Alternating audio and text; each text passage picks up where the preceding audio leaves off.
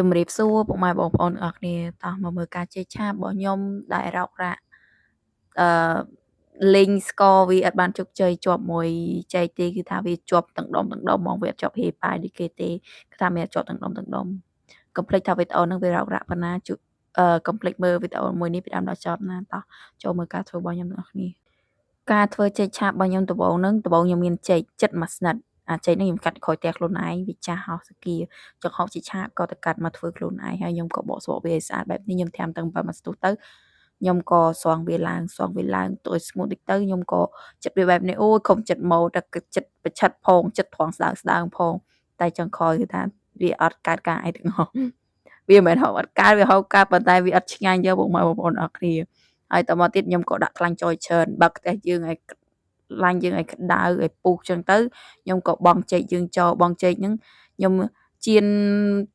ចេកឆាបហ្នឹងឲ្យវាស្រួយម្ដងតិចចៀនដាក់មានច្រើនហើយដាក់តិចបានហើយដើម្បីឲ្យវាឆ្អិនស្មើគ្នាពុកម៉ែបងប្អូនទាំងអស់គ្នាបន្ទាប់ពីពុកម៉ែបងប្អូនទាំងអស់គ្នាដាក់ចេកនឹងឆាបមកស្ទុះទៅមើលវារៀងក្រហមមកខាងហើយពុកម៉ែបងប្អូនទាំងអស់គ្នាអាសាមើលផែវាទៅកុំឲ្យវាខ្លោចមកខាងអីចឹងណាមិញហ្នឹងឆ្អិនម៉ាសានេះណាឆ្អិនហើយខ្ញុំក៏ដាក់នៅកន្ថងបែបនេះវាស្រស់ខ្លាញ់អស់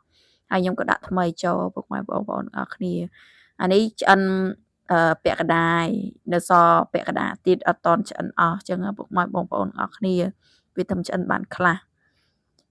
ហើយវីដេអូនេះគឺថាឆ្អិនពាក់កណ្ដាលទៀតអាហ្នឹងអាចចិត្តប្រឆិតយើងពុកម៉ែបងប្អូនអរគ្នាដាក់មកខាងផ្សេងគ្នានិយាយពីថាចេកឆាបហ្នឹងប្រពងហើយខ្ញុំខំដាក់ផ្សេងគ្នាទាំងអស់ពុកម៉ែបងប្អូនអរគ្នាកុំឲ្យឆ្លងពិបាកអញ្ចឹងហើយតមកទៀតខ្ញុំក៏ចាក់ខ្លាញ់យើងមិញហ្នឹងទៅមកខាងទៅខ្ញុំក៏លាងខ្ទះនឹងជូតខ្ទះនឹងឲ្យស្អាតឡើងវិញខ្ញុំក៏ដាក់បើកវាក្តៅម្ដងទៀតហើយខ្ញុំប្រើស្ករសពុកម៉ែបងប្អូនអរគ្នាដើម្បីឲ្យវាស្ករសយកវាលីទៅយើងដាក់ចេកយើងចូលក្លុកឡើងចុះឡើងដើម្បីឲ្យស្ករនឹងជាប់នៅចេកយើងតិចវាផ្អែមឡំអញ្ចឹងប៉ុន្តែចុងក្រោយគឺថាបរាជ័យហើយបងប្អូនអរគ្នាវាអត់បានល្អដូចអ្វីដែលខ្ញុំរំពឹងទុកអានេះខ្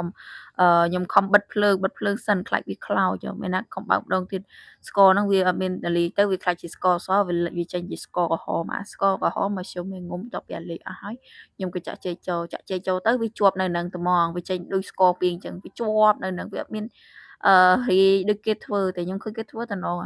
ខំធ្វើតាមគេធ្វើអត់កើតអត់ដឹងមូលហេតុអីខ្ញុំចាក់ចេកឆាបហ្នឹងចូលម្ដងគឺទាំងអស់ហ្មងសង្ស័យខ្ញុំចាក់វាម្ដងទាំងអស់ទៅបានវាក៏ជាប់ហឹងអញ្ចឹងនេះពុកបងប្អូនអរគ្នាអាចមើលតាមវីដេអូហ្នឹងបានគេថាវាជាប់ជាដុំអញ្ចឹងហ្មងតើគីឡូនូទេសាខ្ញុំប្រើឆ្នាំងអគ្គិសនីហ្នឹង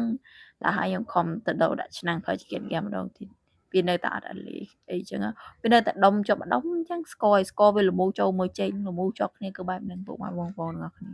ពុកម៉ែបងប្អូនទាំងអស់គ្នានេះគឺខ្ញុំដកចេញពីឆ្នាំងដែលយើងប្រើជាដកចេញទៅវាឡើងដុំអញ្ចឹងតែហូបបានចាំវីដេអូបន្តិចទៀតនេះខ្ញុំដាក់វីដេអូពេលខ្ញុំហូបហើយពុកម៉ែបងប្អូនអរគ្នាមើលអញ្ចឹងចា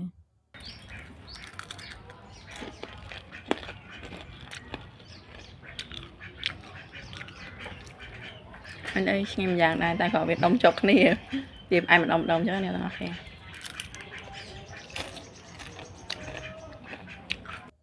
វីដេអូមួយនេះគឺមានតែប៉ុណ្្នឹងទេណាពុកម៉ែបងប្អូនអរគ្នាអរគុណដែលមើលវីដេអូនេះពីដើមដល់ចប់បាយបាយជួបគ្នាវីដេអូក្រោយបន្តទៀតចា៎